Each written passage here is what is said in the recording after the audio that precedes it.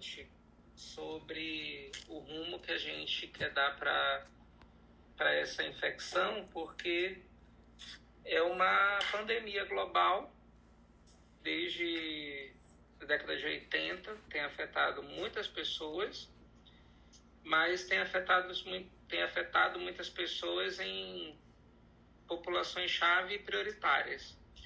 Não quer dizer que a gente não tem transmissão de HIV entre outros grupos, mas toda vez que a gente vai discutir sobre HIV, a gente precisa entender para quem a gente está falando. Porque no Brasil a transmissão está acontecendo principalmente entre jovens de 15 a 24 anos e pessoas pardas ou pretas. E aí, junto com isso, a gente tem os índices de transmissão nas populações-chave prioritárias, que são profissionais do sexo, pessoas usuárias de drogas injetáveis, homens gays ou homens que fazem sexo com homens, e aí depois mais para frente a gente vai ver que tem uma pequena diferença aí, e também populações trans. São pessoas mais afetadas pelo HIV, nessa ordem que eu comentei com vocês. Então, se a gente for pegar uma mulher cis, profissional do sexo, a chance dela, a prevalência de HIV nessa população é em torno de 5 a 6%, que é uma prevalência relativamente baixa. Se a gente for comparar com homens gays ou homens que fazem sexo com homens, essa prevalência sobe para em torno de 18,5%. E aí, se a gente for pensar em pessoas trans ou travestis, essa incidência é maior do que 30%. Então, infelizmente, só de pertencer a uma dessas populações, a gente já tem uma chance maior de se infectar por HIV. E aí a gente precisa pensar como país mesmo, porque eu sempre gosto de falar isso, e olhando no olho às vezes é melhor, mas eu não vou sair dessa tela agora. A pessoa trans e travesti, eu nunca encarei como uma escolha, porque geralmente a gente escolhe caminhos mais fáceis na vida, ou caminhos difíceis, como uma faculdade de medicina, mas que vai te oferecer daqui a pouco um ótimo retorno financeiro, de posição social, uma perspectiva de mudar de vida, ou de melhorar a vida, né? No caso da pessoa trans ou travesti, a vida da trans e do travesti é muito cercada de violências, de doenças, de marginalização, de preconceito. Então, eu sempre achei que se a pessoa pudesse escolher de fato, provavelmente ela não escolheria ser trans ou travesti. Acho que é uma descoberta que a pessoa faz sobre si mesma, e ela se identifica de um modo diferente com relação ao seu corpo, e aí isso tem consequências, mas ela não controla essas consequências, porque isso vem de fora, né? Só que esse de fora, às vezes, é da própria família, né? Então, quando a gente diz assim, por que o homem gay ou o homem que faz sexo com um homem tem um risco bem maior, 3 vezes maior, do que uma profissional do sexo, mulher, que é cis. Quer dizer, ela se identifica com o sexo feminino e é profissional do sexo. O risco dela é em torno de 5, 6%, do homem gay ou que faz sexo com um homem, esse risco é em torno de 18, 19%. Por que tem essa diferença tão grande entre as duas populações? E aí a gente precisa pensar na forma de interação sexual entre essas pessoas. Depois eu vou mandar para vocês, junto com essa aula, o PCDT da PrEP. E lá vocês vão ver que o sexo anal receptivo é a exposição que causa maior probabilidade de infecção pelo HIV. em torno de 138 casos para cada 10 mil exposições. Para vocês terem uma ideia, e eu acho que esse dado chama muita atenção, mesmo sem estar no slide, a mesma exposição, só que do sexo anal insertivo, a taxa de transmissão é em torno de 11 casos para 10 mil exposições. Então é muita diferença se eu sou receptivo ou insertivo na prática do sexo anal.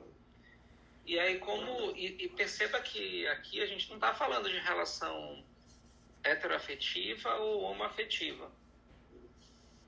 A gente está falando de sexo anal, mas a gente tem uma prática de sexo anal maior nas populações homoafetivas do que nas populações heteroafetivas. Então, esse dado acaba sendo puxado para essa população. E aí isso tudo faz a gente pensar sobre populações periféricas, marginalizadas, pessoas pobres, pessoas que dividem o mesmo cômodo com várias outras pessoas para dormir, que não tem saneamento básico, que não bebem água potável, pessoas pobres. E aí, nesse cenário todo, nesse contexto todo, é que a gente assiste a essa aula do manejo de pessoas vivendo com HIV na atenção primária à saúde. É uma apresentação que a gente montou para fazer treinamento nas unidades que estão implantando o serviço de manejo clínico. E aí o Bruno Jardim, não sei se você já conhece, mas ele é um médico maravilhoso da Sensa, e a gente geralmente dá essa aula quando vai dar aula para alunos de modo geral e também quando a gente está no serviço para fazer treinamento para os funcionários. Então ela consegue ver o problema do HIV sob vários aspectos. Aí a gente, para começar, tem esse caso clínico do Fernando, que tem 27 anos. Ele é do gênero masculino, de Manaus, comerciante autônomo. Aí ele chegou na consulta dizendo que estava, entre aspas, com ínguas e descamação de pele. Há cerca de 3 meses fez linfadenomegalias, depois fez umas lesões cutâneas descamativas em face e fadiga. Ele negou outros problemas de saúde, e aí a gente perguntou sobre esses porque ele já tem a ver com doenças infecciosas, né? São febre, tosse, perdas de peso, sudorese, diarreia, disfagia, odinofagia. Isso tudo faz parte da investigação de uma doença infecciosa. Aí os antecedentes pessoais, ele nega comorbidades, diz que há 2 anos precisou de atendimento médico por causa de uma febre, com odinofagia exantema, que se resolveu cerca de 2 semanas depois. Ele nega episódios prévios de infecções sexualmente transmissíveis. Não usa remédio, mora em uma casa de alvenaria com 2 coabitantes, mora com o pai e a mãe, ambos saudáveis, rígidos. Fernando faz uso social de álcool aos fins de semana. Ele não fuma e nega o uso de drogas ilícitas. Ele tem uma parceria sexual fixa há cerca de 2 meses, relacionamento fechado com uma mulher com quem tem relações sem uso de preservativo. Tem histórico de relações sexuais com homens e mulheres, porém nega parcerias sexuais casuais nos últimos 3 meses. Então aqui a gente já consegue pensar num cenário de investigação para a gente, né? Como essa aula é sobre HIV, eu fico sempre pensando que vocês estão enviesados a achar que tudo vai ser sobre HIV, né? Porque é uma tendência da própria aula. Mas sempre chamar a atenção que atender pessoas com HIV em qualquer serviço. Então você está no SPA, a pessoa chegou com uma queixa de dor de garganta. Eu sei que no SPA a gente tem uma certa necessidade de resolver logo a questão, porque existe um volume de atendimentos, existem outros atendimentos, outros procedimentos que dependem do médico, e no consultório você acaba várias vezes optando pelo caminho mais fácil ou mais rápido. Então uma pessoa com dor de garganta, você olha a garganta, procura por hiperemia, ver se tem algum foco purulento, e aí você vai fazer um bezetacil, você vai iniciar um antibiótico via oral, você acaba fazendo escolhas assim mais simples. Então, olha que há 2 anos ele foi num atendimento médico por causa de uma queixa de febre associada com odinofagia e exantema. Aqui só está dizendo que isso foi resolvido 2 semanas depois. O fato dele negar episódios prévios de IST não quer dizer que ele não tinha um IST naquela época, porque com os dados que eu tenho aqui no caso, não dá para afirmar que ele fez um teste rápido na época, que esse teste rápido foi bem feito, que o resultado foi discutido com o paciente, foi resolvido com outro teste rápido se positivo, e depois ele recebeu algum encaminhamento. Eu não tenho nenhuma informação sobre isso, sabe? E eu já falo logo isso de cara, porque eu quero que vocês fiquem muito atentos com os casos de prova. Porque se eu coloco isso numa prova, qual o risco de alguém dizer, mas 2 anos atrás ele foi no atendimento médico e ele não tinha HIV lá. Porque você está entendendo, subentendendo, que o médico fez essa avaliação cuidadosa do quadro do paciente. Mas eu queria muito que vocês sempre se atessem ao que está escrito na questão. Não façam muitos julgamentos do que vocês fariam num caso específico, tá? Então aqui eu chamo logo a atenção para isso. Nessa investigação de 2 anos antes, não dá para dizer que ele já não estava numa infecção aguda por HIV e por causa disso ele teria feito esse quadro de febre com odinofagia, porque é um sinal clássico da infecção aguda por HIV, sabe? Geralmente a pessoa 15 dias depois, mais ou menos, da exposição em que houve a transmissão, se não houver uma intervenção com PEP, essa pessoa ela pode evoluir para o curso natural da infecção por HIV, né?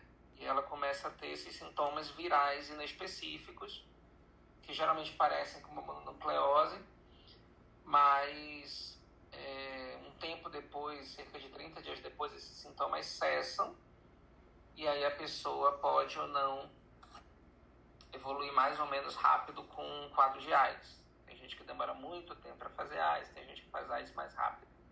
Depende muito da cepa viral que infectou, depende muito de vários aspectos da imunidade da pessoa, qualidade de vida, que a gente vai daqui a pouco discutir.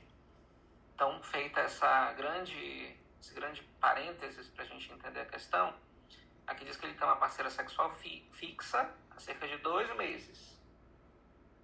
E ele, desde que começou com ela, ele não está transando com outras pessoas. Mas ele não usa camisinha com essa pessoa.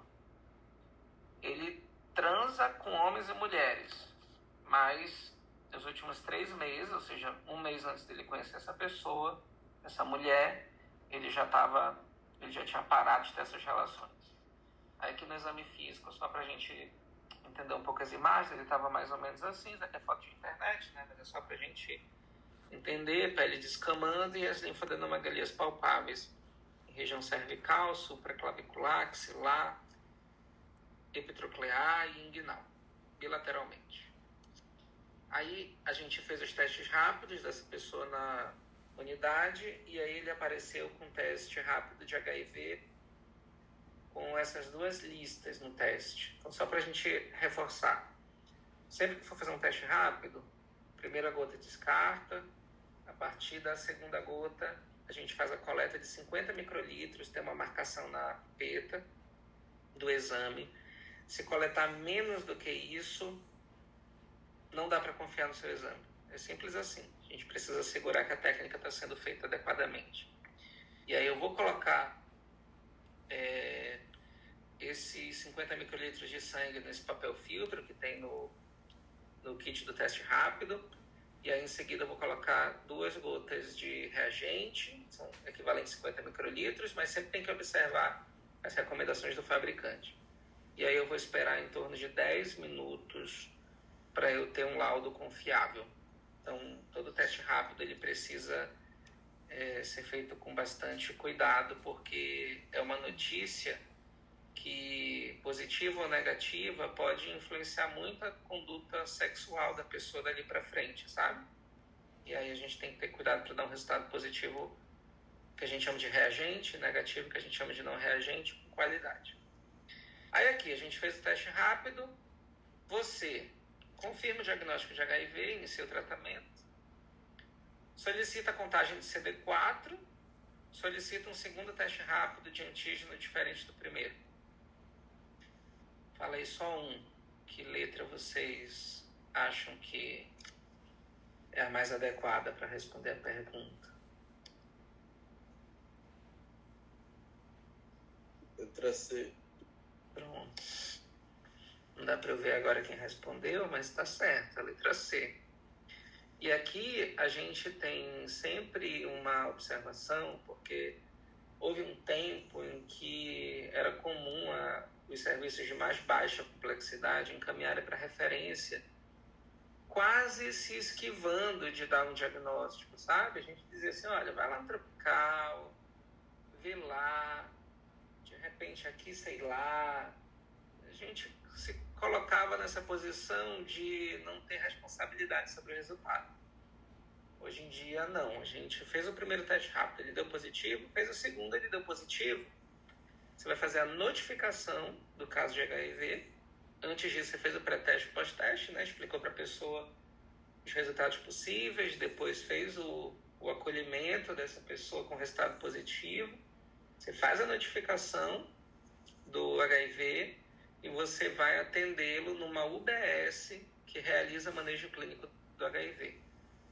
Na nossa Zona Sul, que eu lembro, a única unidade que a gente tem fazendo manejo clínico por enquanto é a UBS Juricaba. Na Newton Lins a gente tem tudo exceto o manejo clínico.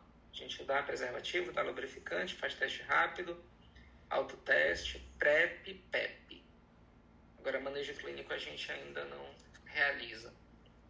Eu sou doido pra gente começar, mas a gente começou a PEP tem mais ou menos 30 dias, então é bem recente ainda.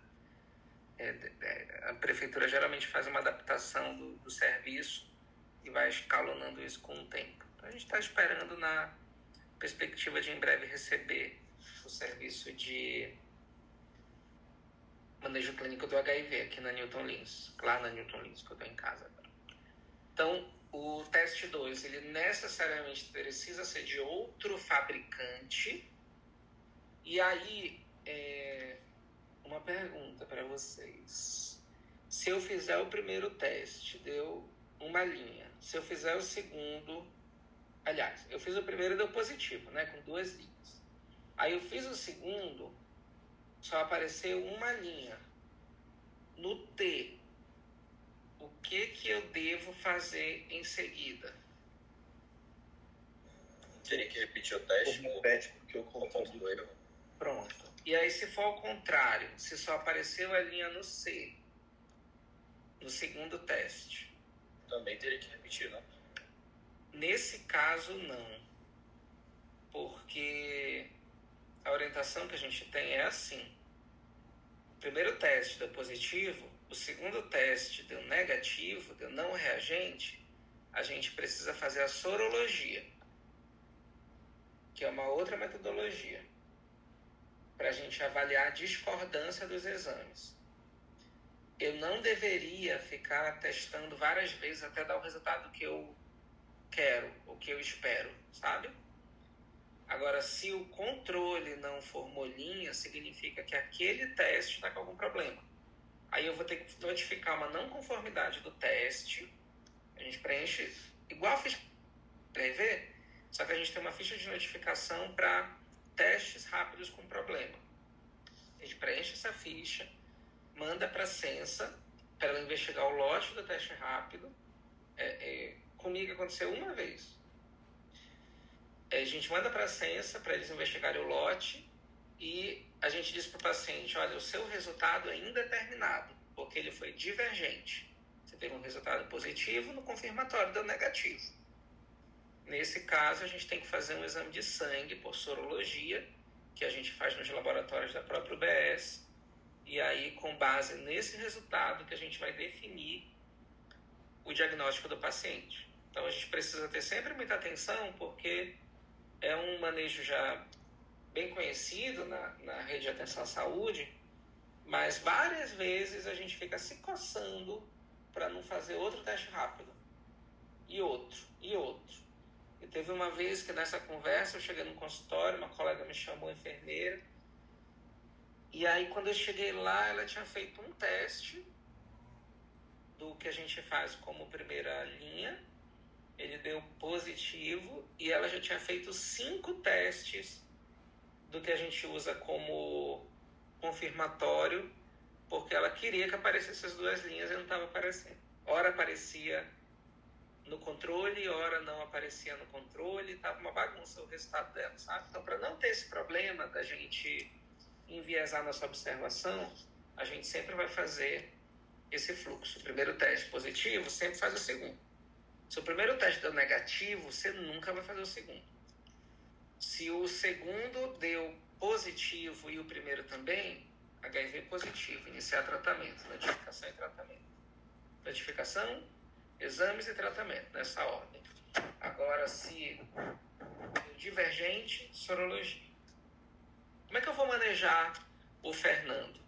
Aí aqui é a agenda dessa aula, que vai durar 2 aulas. Como se comporta a infecção, por que ela é importante para o controle, como é que a gente faz o manejo, como faz o segmento, o fluxo de atendimento, algumas noções do sistema de informação e algumas mensagens finais para a gente ter na memória e guardar para prova e para a vida também. Então, a primeira coisa que a gente tem aqui é o comportamento da infecção por HIV. Esse quadro vocês conhecem ou já viram algum parecido?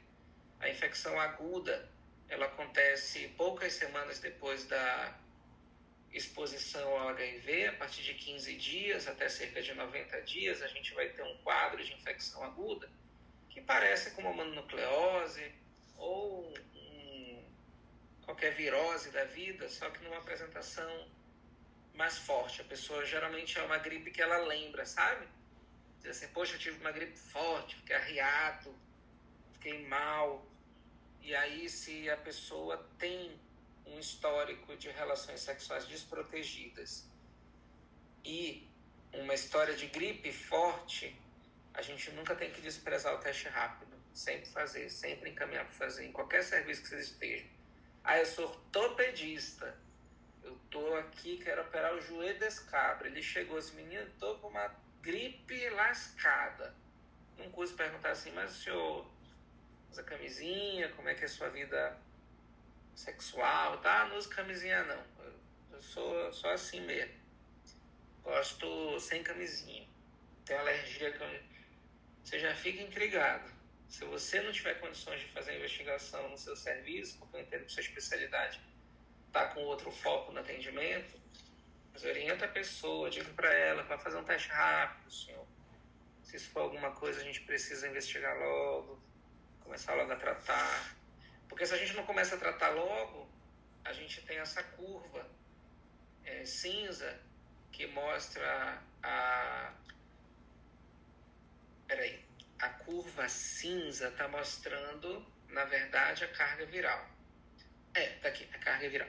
E a curva preta está mostrando o CD4. Então, a história natural do HIV, ela aparece dessa forma. Então, CD4 praticamente zero. Eu já atendi vários pacientes no tropical com CD4 de 1, 2, 3, 4, 15. Vários. Não é um ou outro, não. Foram vários.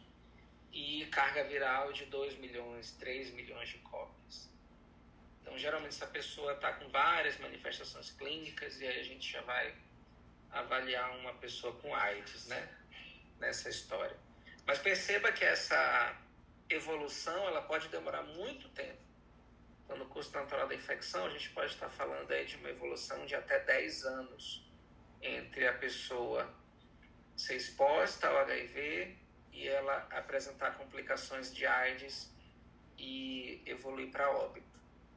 E nesse período, ela pode, sem tratamento, transmitir o vírus HIV para muita gente. Então, no mandala da prevenção, o teste rápido faz parte por causa disso. Porque se eu descubro HIV ali na infecção aguda, eu estou garantindo uma chance de a pessoa aderir ao tratamento, e ela aderindo é uma pessoa que não vai transmitir HIV na vida toda dela. Olha a diferença, né? De uma pessoa que não trata. Então, a gente divide geralmente dessa forma, síndrome aguda. Depois eu tenho uma fase que a gente geralmente chama de fase assintomática, sem sintomas. Porque lembra que a infecção aguda faz esse quadro viral? E aí, depois desse quadro viral, a pessoa vai ficar boa.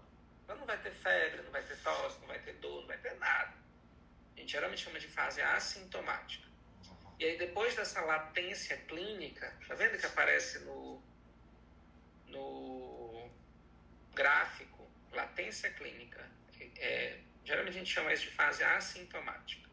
Aí depois eu tenho a fase sintomática inicial, que o paciente apresenta alguns sintomas e sinais de infecção inespecífica, como febre baixa, perda de peso, sudorese noturna, fadiga, diarreia crônica, né? Diarreia com mais de 30 dias, cefaleia, às vezes com alguma alteração neurológica e às vezes com outras infecções bacterianas, bacterianas.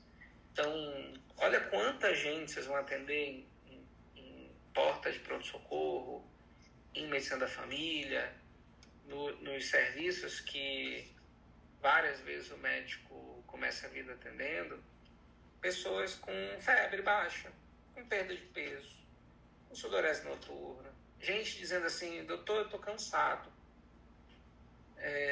e uma dor de cabeça. E aí é a importância da aula da vigilância para você sempre ter na mente que isso pode ser HIV. E com 2 ou 3 perguntas direcionadas, você vai conseguir entender melhor o perfil de risco para HIV e de repente chegar num diagnóstico que vai proteger a pessoa aderindo ao tratamento, todo mundo com quem ele transar depois dali. Então, uma ação relativamente simples do médico pode ter um impacto na vida, no tempo de vida e na qualidade de vida da pessoa, e no tempo de vida e na qualidade de vida de muita gente com quem essa pessoa vai transar depois. Se eu não cuido na fase sintomática, essa pessoa geralmente vai para atendimento. Só que é uma queixa inespecífica, o médico às vezes está com pressa. Essa pessoa não tratada, não diagnosticada e tratada para HIV nesse momento, ela vai evoluir para as doenças oportunistas, né? Que é o principal definidor de AIDS que a gente tem hoje. Então, uma pessoa com vírus HIV que apresenta tuberculose, pneumocistose, toxoplasmose, criptococose, infecção por citomegalovírus, sarcoma de Kaposi, outras neoplasias, é uma pessoa que a gente já está pensando em AIDS. E olha como da AIDS para a morte a gente tem pouco tempo, se a gente não cuidar. E aí deixa eu fazer uma pegadinha com vocês, que eu sempre faço, tá virando quase uma piada de tio, sabe? Existe cura para AIDS?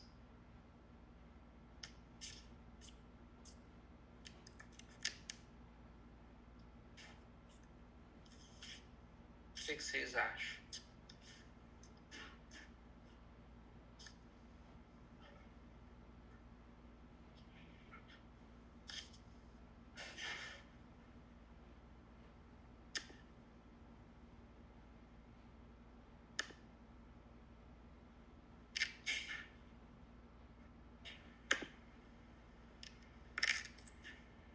Deixa eu olhar para vocês um pouco.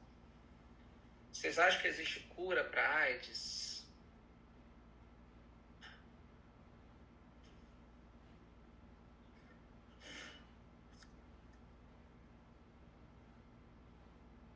Eu acredito que a cura não exista, né? Eu acredito que o que é possível hoje em dia é manter o vírus com a capacidade baixa, né, de manifestação. Perfeito, Edson. Só que assim, ó, o que eu já dei de cara lançando uma pegadinha? A AIDS ela é uma fase da infecção por HIV. Então,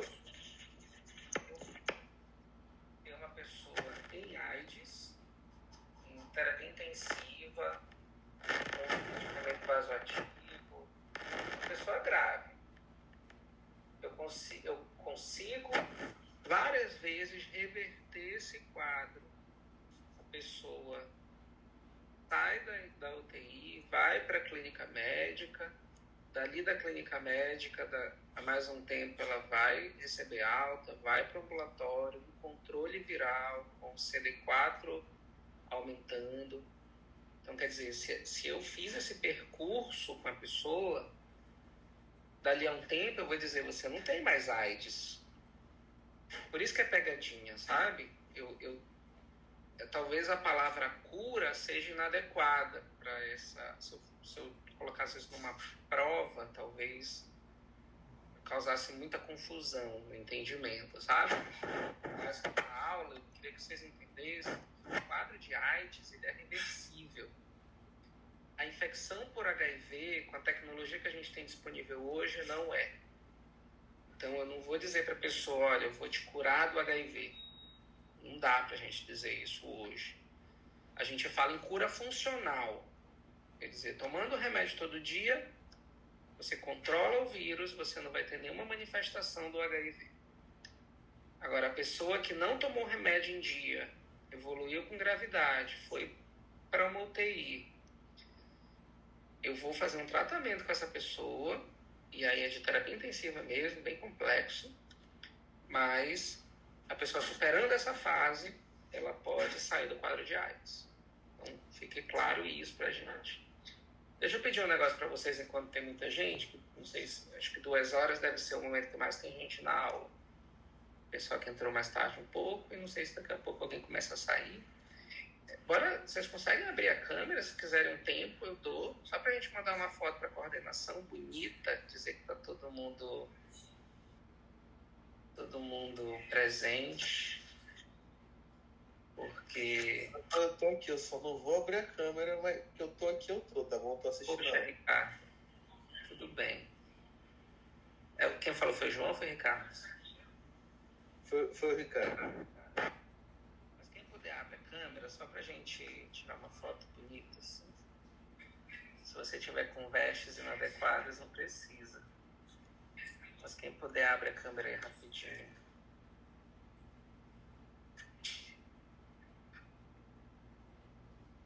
Abre aí, Francine, só pra gente tirar a foto.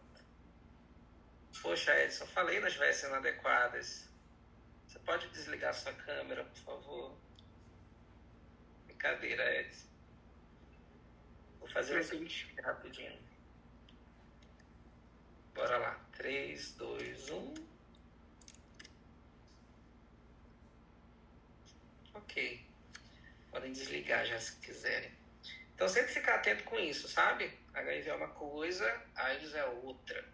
E por mais que o mundo possa tratar como sinônimos, para a pessoa que vive com HIV, deve machucar muito dizer para ela que ela está com AIDS.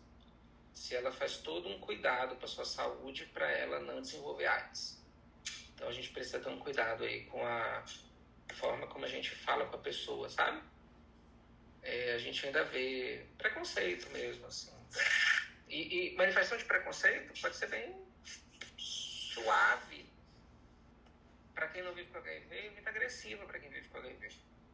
Então, se uma mulher com HIV chegar com a gente, se eu quero ter filho, quero engravidar, porque a incidência de HIV em mulheres em idade fértil, das mulheres que vivem com HIV, quase 80% estão em idade fértil. Lembra que eu falei que a transmissão acontece principalmente em pessoas de 15 a 24 anos? Entre mulheres, a maioria está em idade fértil. Desses 20%, a maioria são pessoas com mais de 50 anos que não menstruam há 2 anos, que é o critério que a gente tem mais fácil assim, para menopausa. E aí, ok, a gente já não vai ter essa discussão com esse grupo populacional. Mas o que vai impedir? Se eu estou dizendo para a pessoa que ela tomando o remédio vai viver muito tempo, vai viver bem, e ela tem 28, 30, 35, 40 anos que seja, mas ela menstrua, tem saúde sexual e reprodutiva satisfatória, Se ela virar para mim e disser que quer engravidar, por que eu vou criar uma barreira no acompanhamento dessa gestação? Eu tenho que facilitar isso. E a gente tem que aprender como fazer isso de uma forma segura para ela mesma, para o parceiro e para o bebê. Diria principalmente para o bebê. Mas, se eu sou uma mulher, eu vivo com HIV, eu casei com uma pessoa, estou em relacionamento com uma pessoa, um homem que não vive com HIV, eu quero ser mãe, ele quer ser pai, ele quer ser o pai do meu filho, eu quero ser a mãe do filho dele, a gente se ama. Vamos facilitar isso, né? A gente já tem tecnologia suficiente para permitir que um casal transe sem preservativo nessas condições e que a chance de haver infecção por HIV é tão baixa que a gente considera insignificante. Então, só estou falando isso para a gente ir um pouco abrindo a mente, para entender que o campo da vigilância do HIV, ele ampliou muito a perspectiva. O que a gente falava de PrEP para essas populações somente. Então, casais sorodiscordantes, que a gente chama, ou sorodiferentes, pessoas que são trans, travestis, gays, homens que fazem sexo com homens, que fazem relação sexual anal desprotegida. Então, a PrEP sempre foi pensada para esse grupo. E aí, em 2025, em janeiro de 2025, a gente teve um novo PCDT, por isso que essa aula é de fevereiro, porque ela foi atualizada nessa época. E eu ainda dei uma olhada esses dias para ver se não tinha mudado nada, então tudo certo. E eu atendo muita PrEP na UBS, né? Então se tivesse alguma atualização eu também já teria sabido.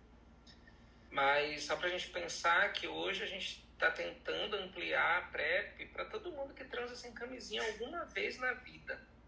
E vamos combinar que nós somos aqui 45, vamos pensar que metade no último ano teve alguma relação sexual desprotegida. Isso é suficiente para a gente pensar em PrEP para alguém. Porque basta uma relação sexual desprotegida para eu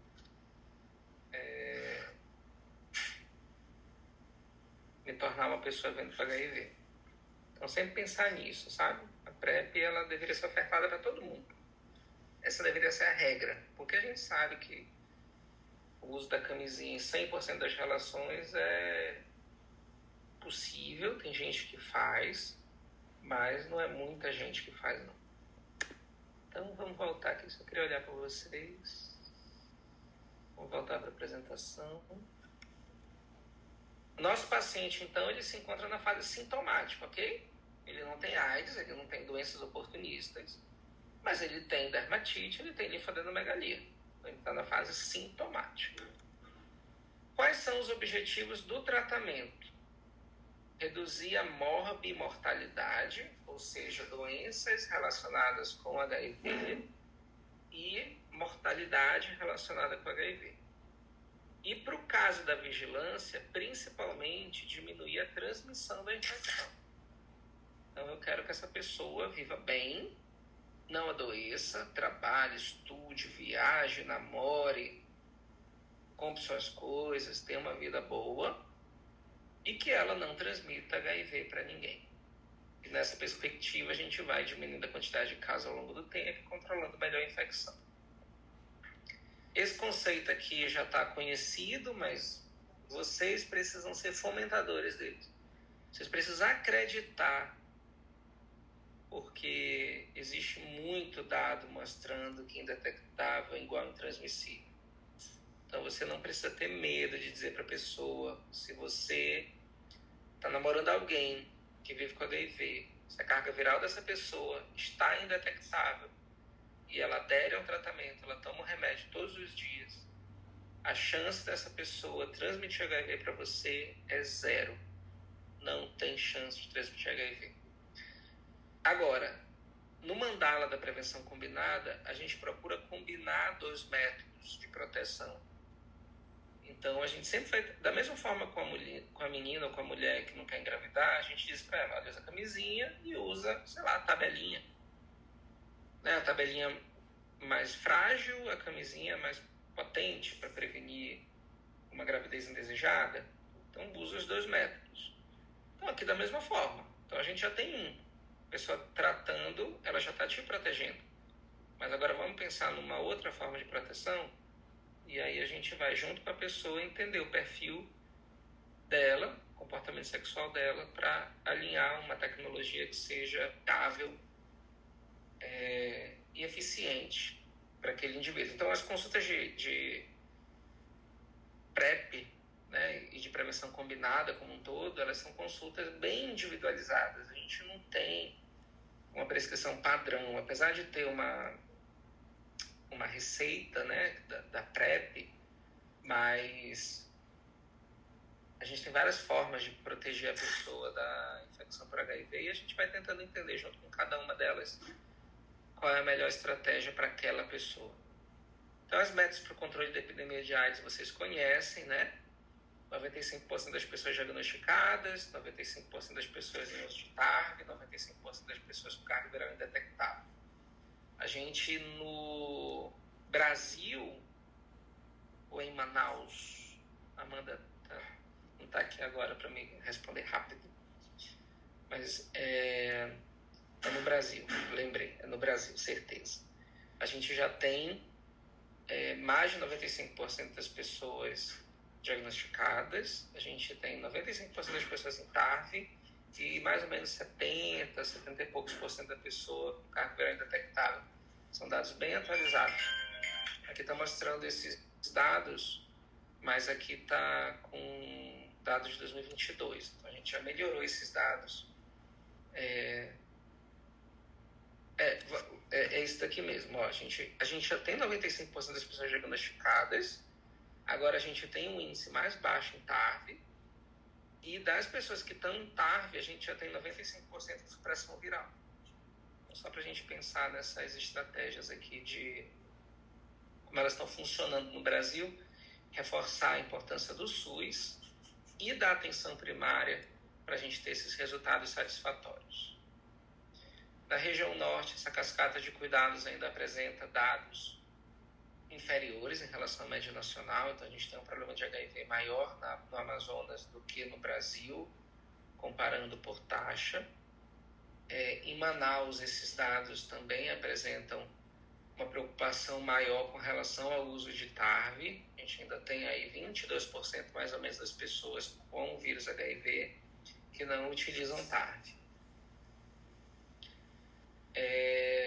A taxa de detecção de AIDS no Amazonas, e aqui a gente usa a detecção de AIDS mesmo, porque está assim na notificação, tá? Mas é uma taxonomia só. É de 32 casos para 100 mil habitantes. E em Manaus, olha como é diferente, são 48 casos para 100 mil habitantes.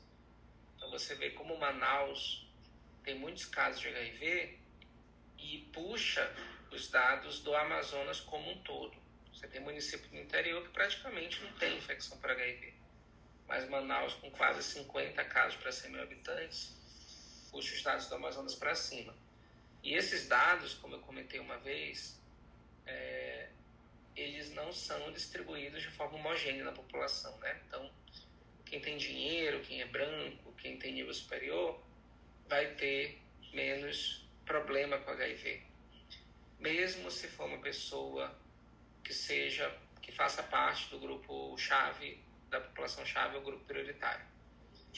Mas essa pessoa, ela tem mais condições de se proteger, porque ela tem mais acesso à informação, à tecnologia, e ela se protege mais. Então, até hoje é uma discussão que a gente tem em serviço de PrEP, que a gente consegue ter números expressivos de participantes, mas geralmente são pessoas esclarecidas, que ouviram falar de PrEP na Europa, e quando voltaram para o Brasil, ou vieram para o Brasil, já conheciam, ou escutaram numa aula como essa, ou, sabe, a questão que a gente tem é de como levar PrEP para a travesti ali do Aleixo, para a população trans, que pouco acesso a serviços de saúde, né? Eu não sei a experiência de vocês, assim, mas eu vejo um monte de gente todo dia na UBS. E eu, nesses eu entrei na UBS em 2022, nesses 3 anos aí, quase 4 de UBS, eu devo ter visto assim umas 2 mulheres trans que eu reconheci, né, como mulheres trans. E depois confirmei, claro. Mas poucas vezes a gente vê. Então, da pessoa estar fora da UBS, já é uma dificuldade para a gente fazer diagnóstico, para a gente inserir ela na PrEP. São pessoas... Imagina uma profissional do sexo trans, ela trabalha à noite, de madrugada, né? De dia ela dorme. E a UBS, por mais que tenha horário estendido, algumas unidades, mas às vezes são unidades longe para ela, e às vezes ela vai ser atendida e é tratada pelo nome masculino, né, que a gente chama de nome morto, ou sofre algum tipo de embarreiramento ou preconceito, e isso acaba afastando a pessoa do serviço.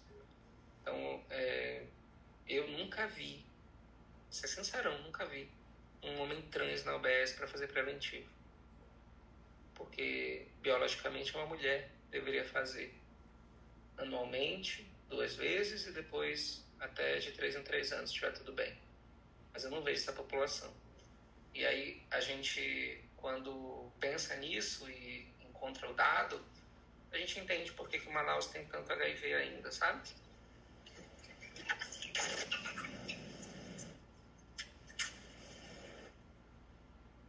Quer falar, Luiz? Acho que não. Se quiser falar, é só falar. Fiquem à vontade todos. Aí aqui, ó, olha como é. Na atenção primária, a gente vai cuidar de todo mundo que é assintomático. Esse povo assintomático é mais ou menos 80% dos casos de HIV. O serviço especializado, ele deveria atender mais ou menos esses 20% que estão nessas condições aí citadas na tabela, no quadro, né? A BNT é danada, né? Quadro é fechado, tabela é aberta. É a mesma coisa, mas muda o nome. Então aqui é um quadro, estratificando o risco. Então, se a pessoa tem sinais de AIDS, doença renal crônica, insuficiência cardíaca, alterações neurológicas ou psiquiátricas incapacitantes ou de difícil manejo medicamentoso com as interações com a TAR, pessoas co-infectadas com TB, com hepatite B, com hepatite C, crianças e gestantes, pessoas com CD4 menor que 200, ou pessoas que por algum motivo não podem tomar algum dos remédios da primeira linha de tratamento, essas pessoas vão para a especializada. Porque imagina a PrEP, ela tem trencitabina e tenofovir. Tenofovir tem na primeira linha do tratamento do HIV. A pessoa que diagnostica o HIV, ela vai tomar tenofovir, lamivudina e o dolutegravir. Então, repete o tenofovir que faz na PrEP. Se ela é uma pessoa que descobriu HIV durante o tratamento da PrEP, ela não estava tomando a quantidade mínima de comprimidos para ter uma proteção satisfatória, ela pegou HIV nessa janela. Quer dizer, o corpo dela tinha tenofovir, mas numa quantidade insuficiente para protegê-la do vírus HIV.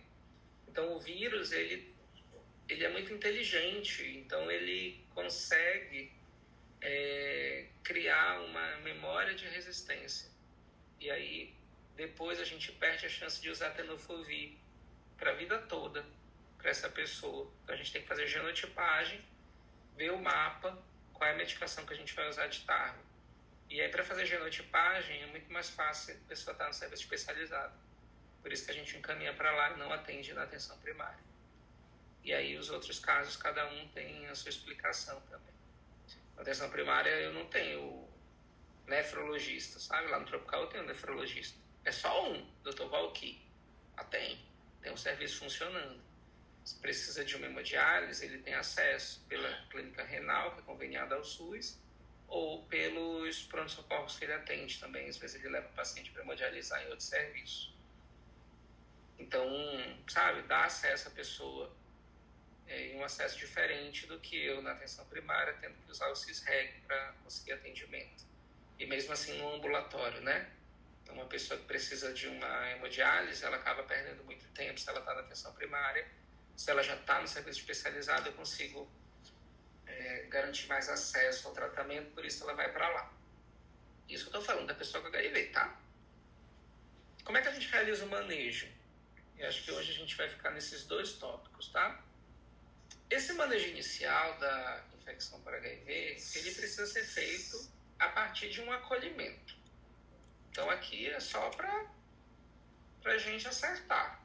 Não dá para a gente, hoje, tratar a pessoa como estatística, né? A gente precisa, ainda que não seja fisicamente, a gente precisa abraçar a pessoa, fazer ela se sentir bem, dizer para ela, e é uma verdade, que existe um tratamento, esse tratamento ele vai garantir que a pessoa vai morrer das mesmas coisas que eu vou morrer, sempre falo isso, né? Acidente de trânsito, infarto, coisas que matam o brasileiro. E a partir daí ela vai poder ter a vida que ela quiser. Mas é importante fazer esse acolhimento. Pode acontecer ainda de uma situação de desespero, a pessoa tomar uma decisão muito precipitada. A gente já teve caso no passado de gente que saiu do tropical e se jogou na frente do ônibus na Pedro Teixeira, depois de um resultado positivo para HIV. E aí a gente mudou uma série de fluxos para melhorar nosso atendimento, entrou o serviço de psicologia junto para fazer o acolhimento.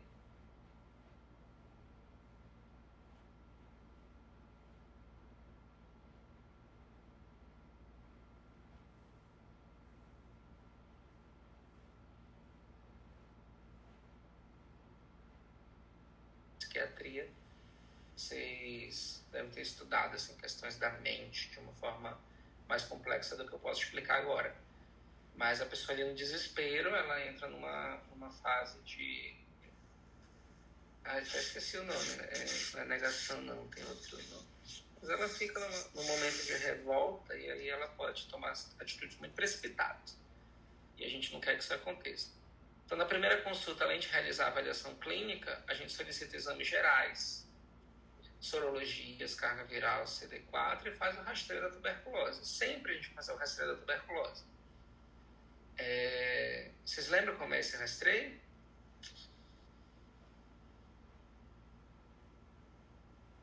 Tudo bem, faz a prova tuberculínica ou IGRA, como está aqui na imagem. E o raio-x, tá? Raio-x para descartar a tuberculose ativa, o IGRA ou o PPD para fazer a investigação da tuberculose latente. Agora, se essa pessoa tiver um CD4 menor que 350, ela inicia tratamento para tuberculose latente, independente da prova tuberculínica ou do IGRA. Então, sempre ficar atento a essas observações de notas técnicas.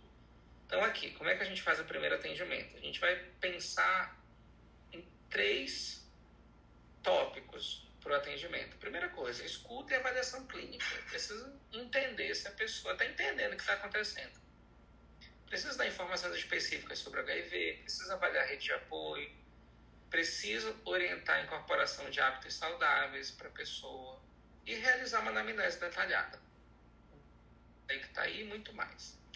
Para o exame físico, sinais vitais, medidas antropométricas, se tiver uma bioimpedância disponível, faça.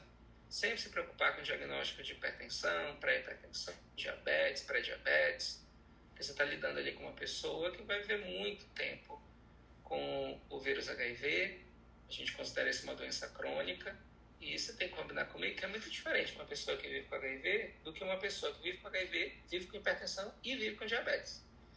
Então, assim, para HIV, eu já não tenho mais, com a tecnologia que eu tenho hoje, como desfazer, né? Então, precisa viver com HIV para sempre, até chegar numa cura, até chegar uma cura. Agora, pré-diabetes e pré-hipertensão, eu consigo manejar para não evoluir para um quadro hipertensivo ou diabético. Então, sempre atentar que é uma pessoa que vai estar ali com você para a vida toda e quanto mais saudável ela tiver, melhor.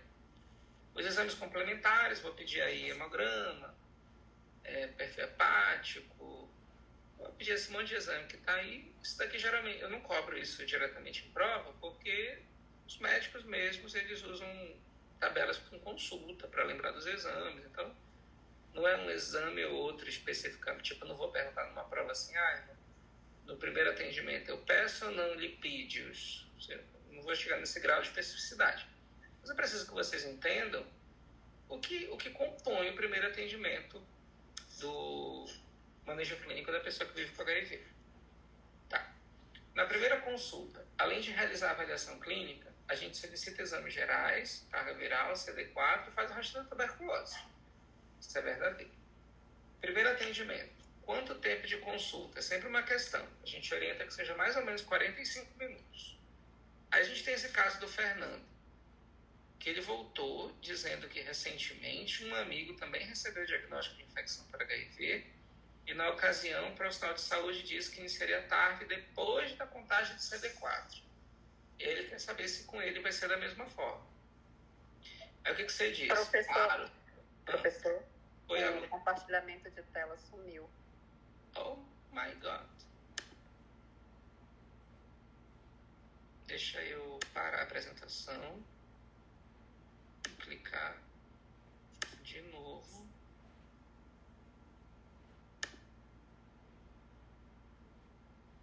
Apresentando. Voltou?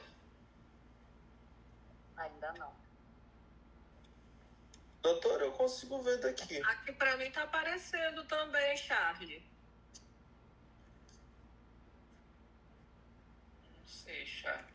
Não, mas pra mim desapareceu também. Não tá aparecendo. Pra mim desapareceu também, não tá aparecendo. Pra mim tá aparecendo normal. Voltou. Pra mim tinha sumido, agora voltou. Uma A coisa internet de vocês tá ruim. Tá, olha só. Então, 45 minutos para a primeira consulta.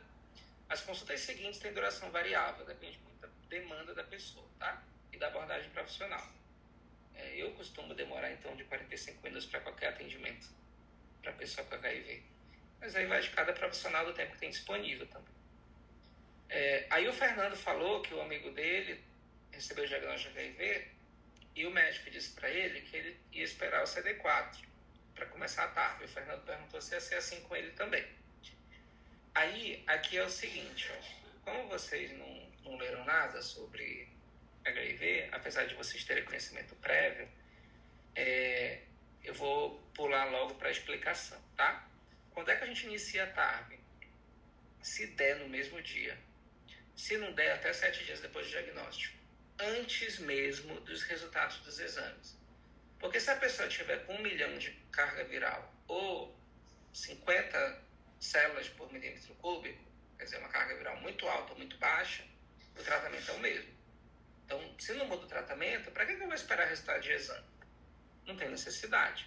Agora, você precisa ter uma coleta antes de iniciar o tratamento, para você ter o que a gente chama de nadir de CD4 e nadir de carga viral, que é o resultado antes da intervenção. Então, antes do tratamento, como estava. Depois do tratamento, como ficou. Você tem que fazer antes. Mas não precisa esperar o resultado. Só coleta o sangue e manda para o laboratório. Aqui, só para mostrar que o início da TARV em Manaus ainda já melhorou, mas em torno de 40% das pessoas ainda começam depois de 7 dias, que é uma luta que a gente tem na Censa para diminuir esse gap, né? A gente considera isso um insucesso na abordagem clínica. E aí, claro que uma situação ou outra pode acontecer, mas não 35%.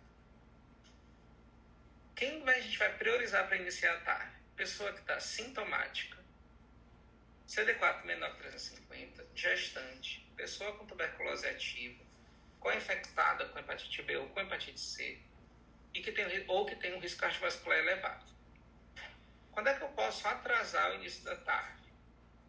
Se a pessoa tem tuberculose, eu inicio o primeiro tratamento da tuberculose e aí 7 dias depois eu inicio o tratamento da TARV.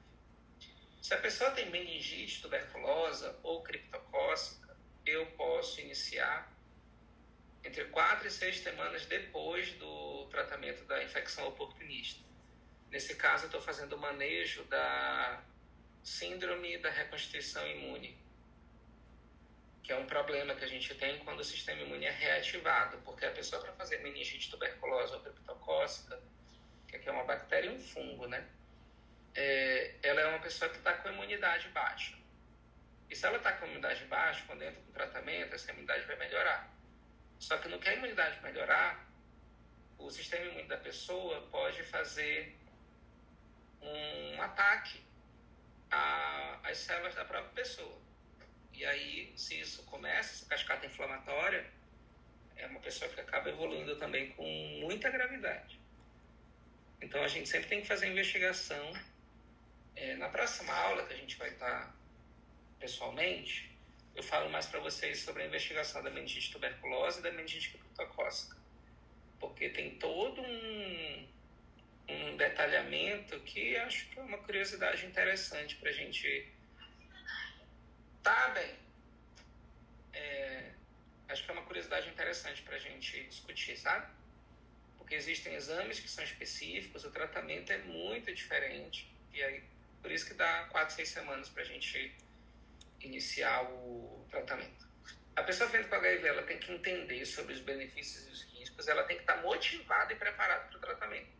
Se a pessoa disser assim, não, eu não quero tratar, eu não vou tratar, e tu prescrever a TARP mesmo assim, provavelmente ela não vai começar a tratar, ela não vai começar a tomar o remédio.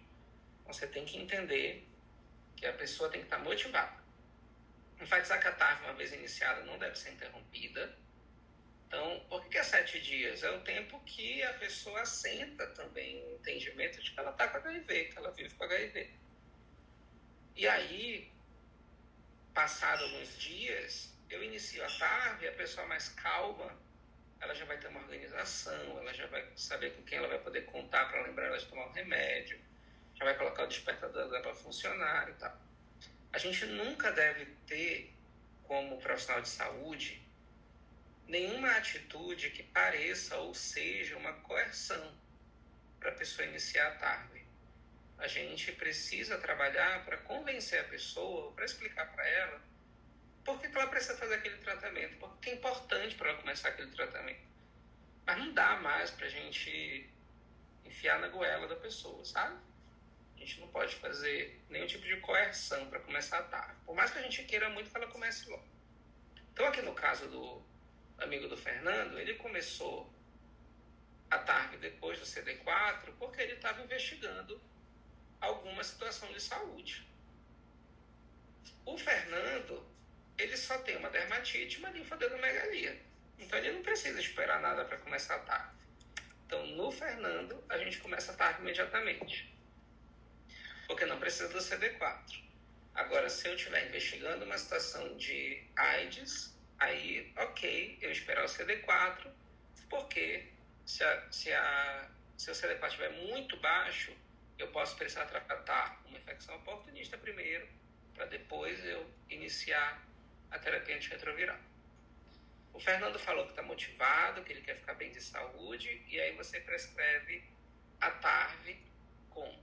Aí é uma questão técnica, só para a gente ver que a TARV hoje ela é feita com tenofovir, lamivudina e o dolutegravir. Então esse é o esquema preferencial. A gente tem a incorporação do dolutegravir a partir de 2018, se eu não me engano. E tem algumas situações especiais com a infecção com tuberculose. Antigamente, até 2022, não antigamente que não é tão antigo, né? A gente não fazia dolutegravir em pessoas vivendo com HIV durante o tratamento de tuberculose. A gente trocava pelo raltegravir. Mas tiveram alguns estudos de farmacocinética, farmacodinâmica, que depois evoluiu para a fase 2 e 3, que mostraram que, ao invés de substituir pelo raltegravir, era melhor manter o dolutegravir, só que dobrando a dose do dolutegravir. Então a pessoa continuava tomando um comprimido de tenofovir lamivudina, que é um comprimido só, e ao invés dela tomar mais um de dolutegravir, ela passava a tomar 2 comprimidos de dolutegravir. Até terminar o tratamento, mantendo por mais 15 dias. E aí depois a gente voltava para a dose, para um comprimido só de dolutegravir. Alternativamente, a gente podia trocar pelo 3 em 1. Aí, ao invés de dolutegravir, vinha um efavirenz. E aí depois a gente destrocava para o dolutegravir. Só que esse tratamento, ele tem efavirenz, que é uma medicação que pode fazer terror noturno, insônia. Ela tem alguns possíveis efeitos colaterais que são bem desagradáveis relacionados ao sono. E aí é uma medicação que a gente tem usado menos no tratamento de primeira linha ou de esquema alternativo para pessoa com HIV. Às vezes a gente usa dependendo da genotipagem, mas a gente não está usando muita efavirenz, não. Em gestantes, o esquema é o mesmo. Fernanda informa que está motivada para iniciar. Deixa eu até voltar aqui para dar mais destaque. Em gestante, o esquema é o mesmo. Preste atenção. Se eu colocar isso na prova, você não erra. Mesmo tratamento que a pessoa que não está gestante vai fazer, a pessoa que está gestante vai fazer. Fernanda informa que está motivado para iniciar a TARV, quer ficar bem de saúde, então você vai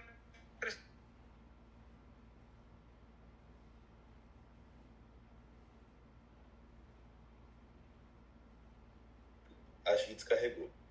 Não? Aqui ficou mudo também. Eu acho que o computador dele descarrega mesmo. Tem um aviso aqui que... Na hora da pergunta da prova, Aula cancelada, parece.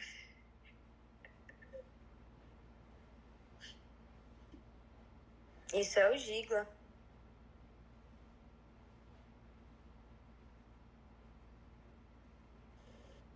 Pediram pra ele ligar lá, que ele ia passar a questão da prova.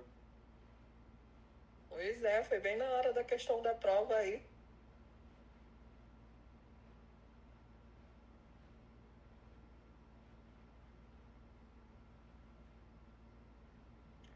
Não, amiga, é o mesmo. A gestante faz o mesmo tratamento que na não gestante. Essa é a pergunta da prova.